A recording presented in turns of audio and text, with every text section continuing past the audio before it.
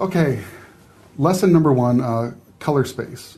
We're going to talk a little bit about color settings, and here in Photoshop I'm going to go up to Edit, Color Settings. And right now, when you first install Photoshop, it always defaults to RGB for sRGB color space. If the only thing you're going to be doing is web work, or if you have a printing company that recommends that you use the sRGB color space, you're going to be fine. If you do anything else, if you send printing to different printing companies and you want to have a little bit better quality conversions, you should probably use a different color space. And I'm going to recommend that we use the color space Adobe RGB 1998. That's the one I use for my work, and I'm going to change this right now to Adobe RGB 1998. And it's a good color space, and it's one that's very common. Everybody's still using it. There's another color space that's real popular, is ProPhoto RGB, and a lot of photographers have been switching to that. I actually used ProPhoto RGB many years ago. The problem is that not enough people are using it yet. It's a great color space. It's a color space that's actually larger than Adobe RGB 1998. But studios, printing companies, a lot of them just don't know what to do with it when they get files in ProPhoto. So I'm going to stick with the Adobe RGB 1998 color space. That's what I do my work in, and I'm also giving you some color swatches that are dependent on that color space. And just so you know, Adobe RGB 1998, it's a color space that encompasses everything that you see on the web and everything that's printed currently.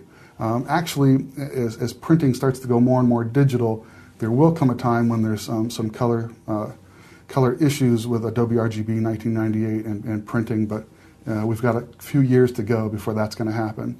So right now, I want you to switch to Adobe RGB 1998, and if you're worried about messing something up, if you have like a custom color setting or something like that, don't worry about it. All you have to do is go over here to the Save button and just click Save. And what I always do is just put I just write color settings,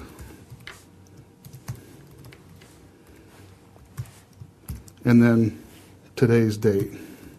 Of course, instead of writing the word today's date, you'll put the actual date and click Save. That way you've got your color settings saved if for some reason you need to get back to them. If you have custom color settings that that somebody in your IT department set for you or a printing company gave you, don't worry, they're all saved. And this little dialog box comes up if you want to save any comments about your color space that you're saving. You don't need to write anything in there, but I always like to write a little funny joke in there for anybody that might scroll over it and happen to see it. So here, let's see. Your breath smells funny. Cool. I click OK. So if you need to go back to your color settings after I've had you change it to Adobe RGB 1998, it's real simple. Here, I'm just going to change this real quick. Go to Adobe RGB 1998, the color space that I'm using for these lessons, and show you OK. Here, I'm going to click on OK, and then I'm going to come back to this. Let's go up to Edit, Color Settings, and here we're still in the color settings that I set up, Adobe RGB 1998. Over here to Load, and there it is, Color Settings, today's date, Load, and I'm back to the color settings I had previously. And if you look down here, if you look down here in this little dialog box in the description, it says Color Settings, today's date, your breath smells funny. So anyways, that's it for the color settings. Like I said, I'm giving you some color swatches that are really helpful when you're going to be converting images to CMYK, and those are dependent on us being in Adobe RGB 1998.